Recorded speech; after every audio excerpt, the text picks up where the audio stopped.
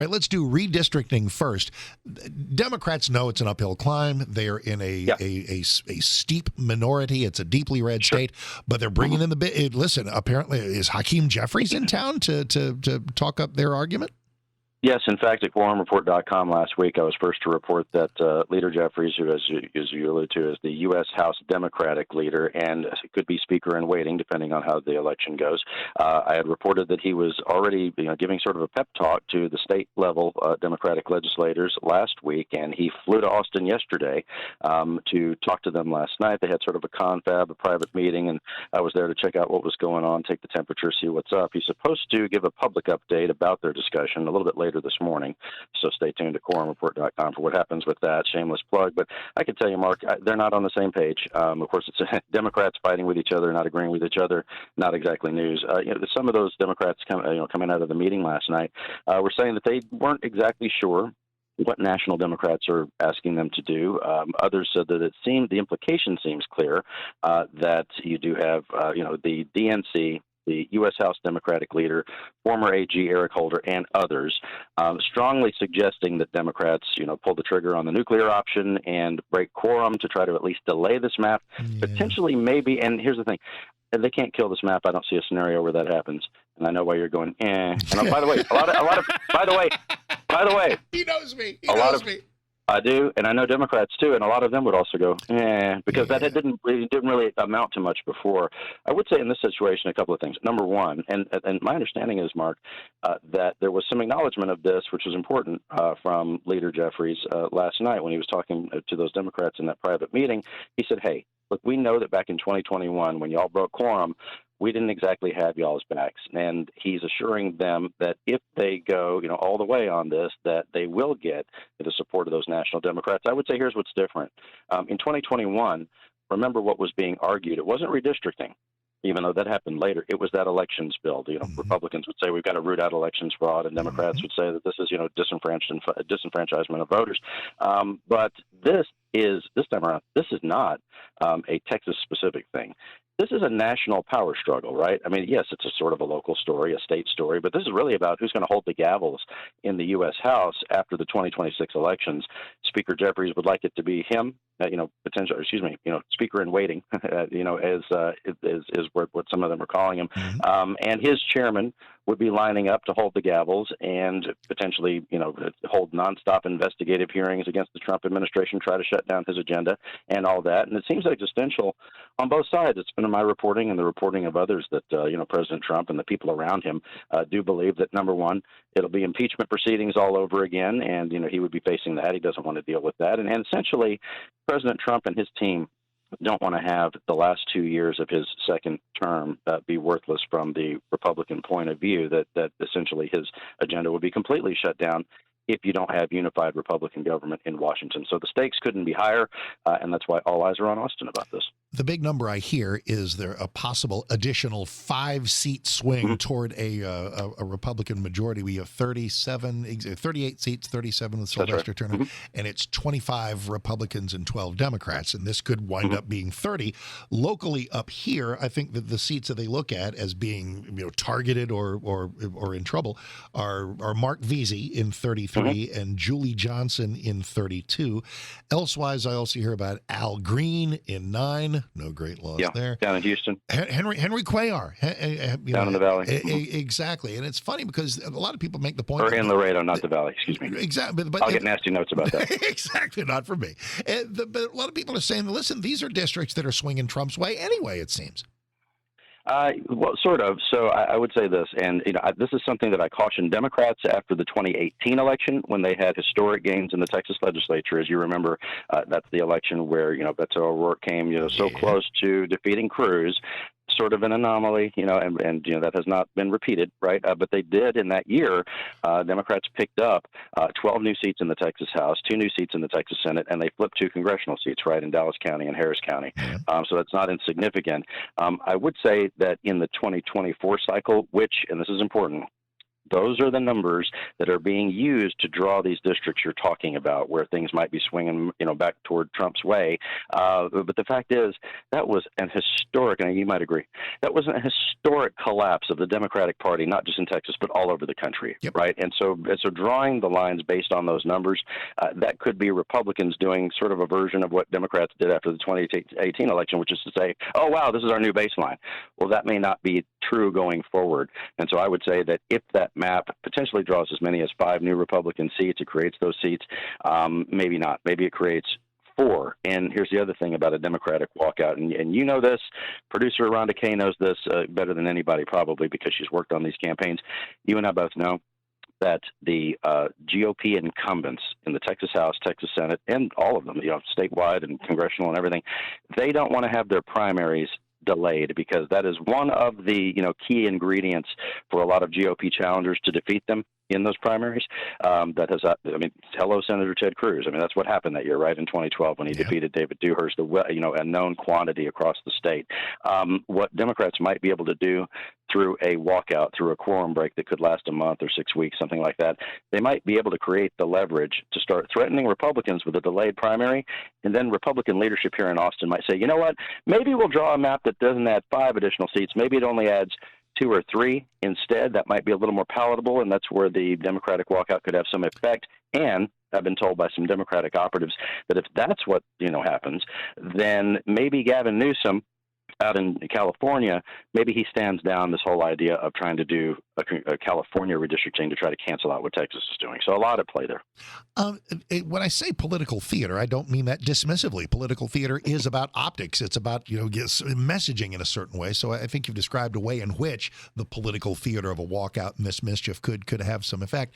What are the nuts and bolts of how that would happen? Our primary is currently set for March 3rd. It's pretty early as primaries go. What would have to happen to get that thing actually moved? Well, we've seen this before in Texas, and it was because of redistricting. If you go all the way back to 2011, there was a fight over redistricting that played out at the Capitol and then also in federal court, which is what tends to happen. Some of the laws around that, in particular, different parts of the Voting Rights Act aren't the same as they were back then. As you know, there was a case that gutted part of the Voting Rights Act, and so the legal challenges aren't the same. But the way one senior Republican described it to me last week was he said this, it could be sort of a court filibuster or a legal challenge filibuster. In other words, if Democrats could delay the map for a few weeks, at this point, there's only 2.5 weeks or so, once we get to Monday left in the special session.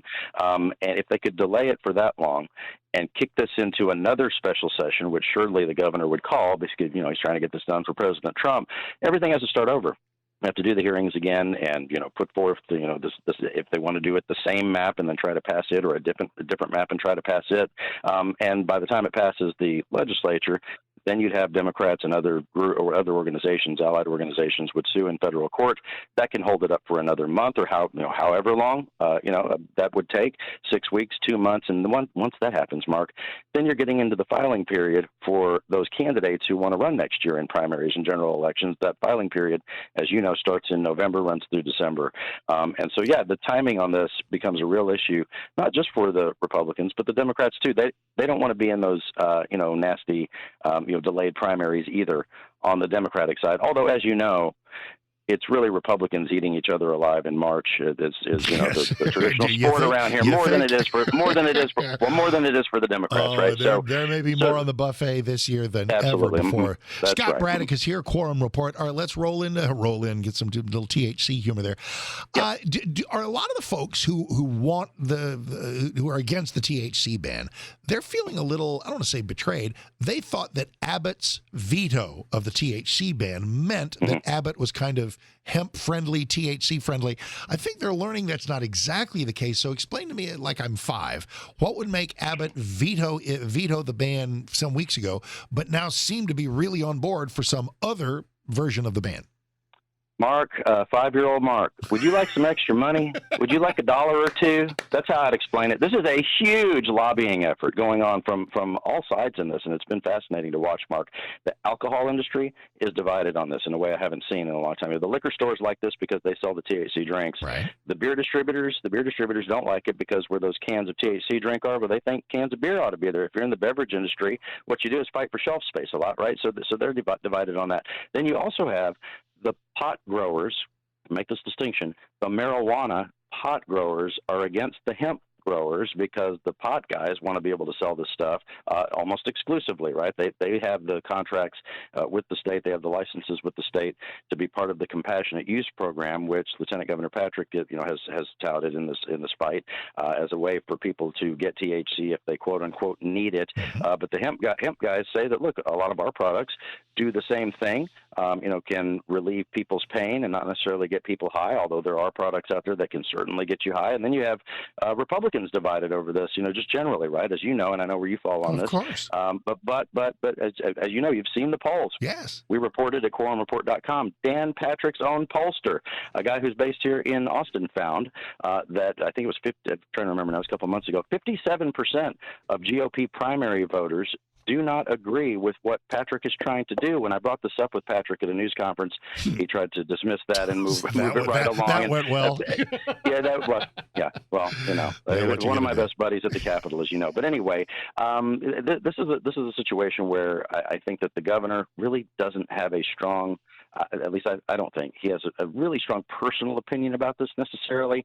He's being lobbied very hard on it, and I will relish the chance to look at his campaign finance reports coming up again in a few months to see exactly what kind of checks were written from the time he wrote that veto message, which was pretty detailed and said that essentially we need to have this hemp-derived THC be regulated the way that we regulate alcohol. That was sort of basically his message.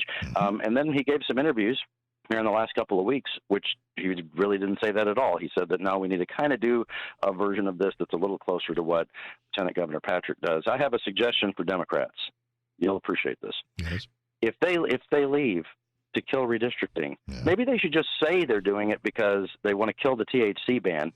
Because then they'll be more popular. Exactly right. It would be the first time that you would ever have potentially some, not all, obviously, but some Republicans saying, you know what, actually that's cool. Don't come back. We don't need you. We don't need you here. We understand. We understand.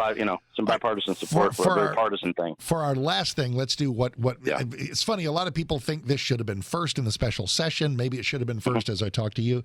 That is flood response and preparedness. Our hearts, our minds still wrapped so tightly around the horrible, horrible floods. 135, I think, the last death toll. So we all pray, we all think, we all feel, we all cry.